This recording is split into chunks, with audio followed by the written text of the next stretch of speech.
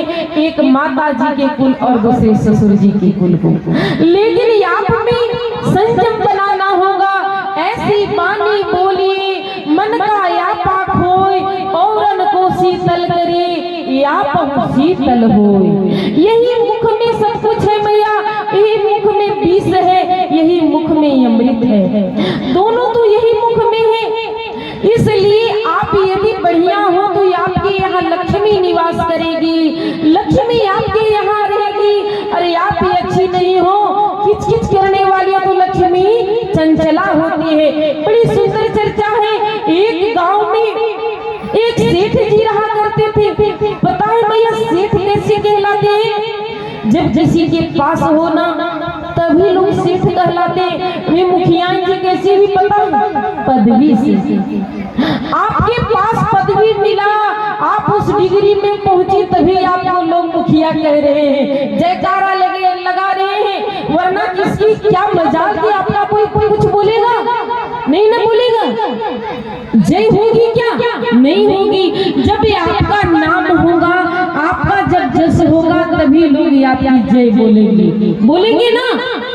अब क्या होता है, सेठ जी बड़े माल पानी वाले थे, बिल्कुल यहाँ के लोगों जैसा, धरचांची के लोगों जैसा, खूब ऐसा था जी। सेठ साहब को 3 बहुएं थी, 3 बहू थी सेठ साहब को, और तीनों बहुओं में विशेष प्रेम तो नहीं था, फिर भी प्रेम था। अब क्या होता है, एक दिन मैया भगवती, मैया जगत जननी सेठ जी के स्वप्न में आती हैं और कहती हैं कि सेठ मैं जाना चाहती हूँ, मैं तुमको छोड़ करके जाना चाहती हूँ। मैया लक्ष्मी जी जैसे स्वप्न में आई और सेठ जी लड़खड़ा गए, उठ गए, क्योंकि मैया कुछ यमंगल होने वाला होता है तो यह शुभ का लक्षण पहले से दिखाई देता है, और शुभ होने वाला हो तो बिल्कुल पहले से बायां अंग फड़कना प्रारंभ हो जाता है। अब मन में विचार करते हैं कि ये मैंने स्वप्न में क्या देखा, हमारे पास लक्ष्मी जाना चाहती है। जैसे कहते कि हाँ मैं तुम्हारे पास कल भर का समय है, एक ही समय है, एक ही वरदान मांगना, मैं छोड़ के तुम्हें चली जाऊंगी। मैया सुबह जैसे सेठ साहब उठे, ये अपने तीनों बहुओं को बुलाए, क्योंकि सेठ साहब की सेठानी नहीं थी, आपस में बात करने वाले नहीं थे। देखो मैया, जिस स्त्री की पहले पुरुष चले जाते हैं वो कमजोर हो जाते हैं, या तो जिस पुरुष के पहले स्त्री चले जाते हैं वो पुरुष कमजोर हो जाते हैं। क्योंकि जिया पीलू देह नदिया पीलू मारी, वैसे हूँ नाथ पुरुष बिना।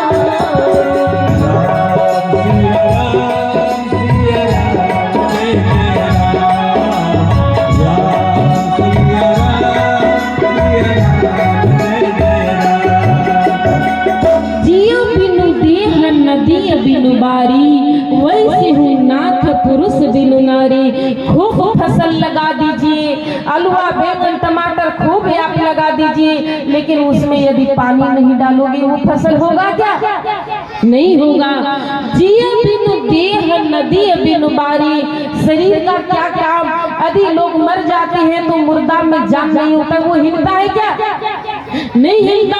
जिया बिनु देह नदी बिनु बारी, वैसे हूँ नाथ पुरुष बिनु नारी। वो नारी बेकार है जिसके पुरुष नहीं रहते, उसकी कहीं वैल्यू नहीं रहती, लेकिन क्या करोगी, जीना तो है। सेठ साहब मन में विचार किया कि लक्ष्मी चली जाएगी, कल एक ही वर मांगने के लिए बोली है।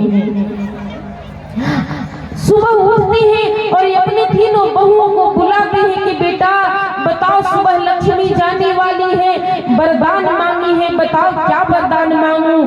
वैसे ही बड़ी वाली बहू को बुलाते, बड़ी वाली बहू यहाँ सुनो, पहले तुम आओ, बताओ कल लक्ष्मी जाने वाली है, एक ही वरदान मांगी है, बोलो क्या मांगू। समय नहीं देखी बड़ी वाली बहू बोली पिताजी अभी दिल्ली में कोरोना काल में बहुत मरीज भर्ती है, वही हॉस्पिटल मांग लो, बहुत पैसे आएंगे।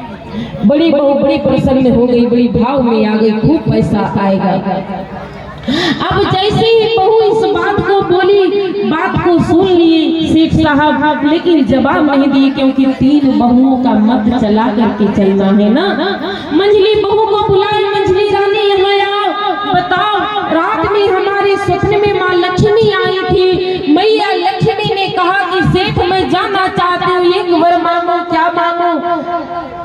वो कहते हैं कि पिताजी आप मांगना ही चाहते हो तो एक ही वरदान मांगो कि रांची का सारा जमीन हमारा हो जाए। प्रेम से बोली नारायण भगवान की।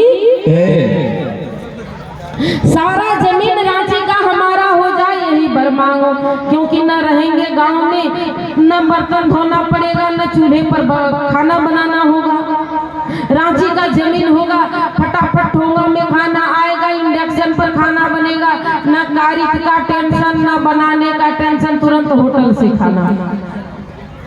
रांची का जमीन मांग ही लो, कोई बात नहीं। अब सेठ साहब मन में विचार किया कि अब छोटी रानी बची हुई है, उसका भी परामर्श ले लूं, क्योंकि कल से हमारा पद चला जाएगा, मैया लक्ष्मी छोड़ के चली जाएगी तो लोग मुझे सेठ कहा कहेंगे, क्योंकि जिसके पास है पैसा उसी का जीवन जग में जैसा, और जिसके पास नहीं है पैसा उसका जीवन जग में कैसा।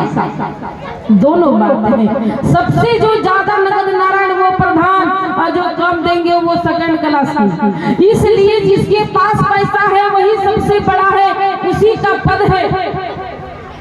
मुखिया जी है, पूरे पैकेट को झाड़ करके 20 रुपया प्रदान किए। प्रेम से बोलिए नारायण भगवान की। मुखिया जी की तरफ से भैया, क्योंकि पहले से कथावाचक ले लिए हैं और सबों को देने वाली है भैया। प्रेम से बोलिए नारायण भगवान की। दान देने वाले दाता की खूब पैसा कमेटी में दी है भैया। सुने कमेटी में दान उपदान बड़ा भरकम हुआ है ना। प्रेम से बोलिए दान देने वाले दाता की। अब मन में विचार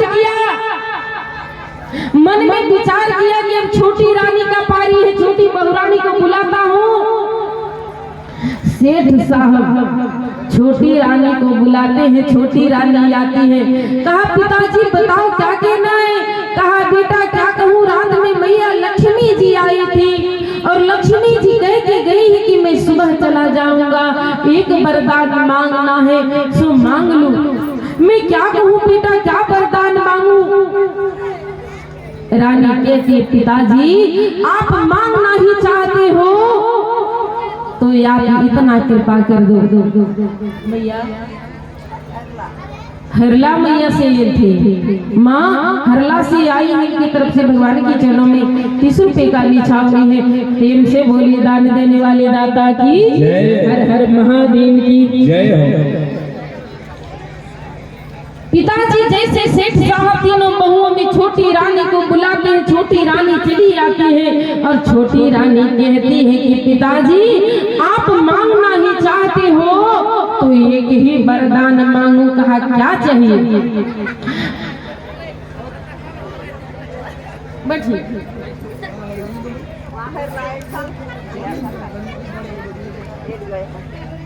हरला से आई है, बताइए हरला का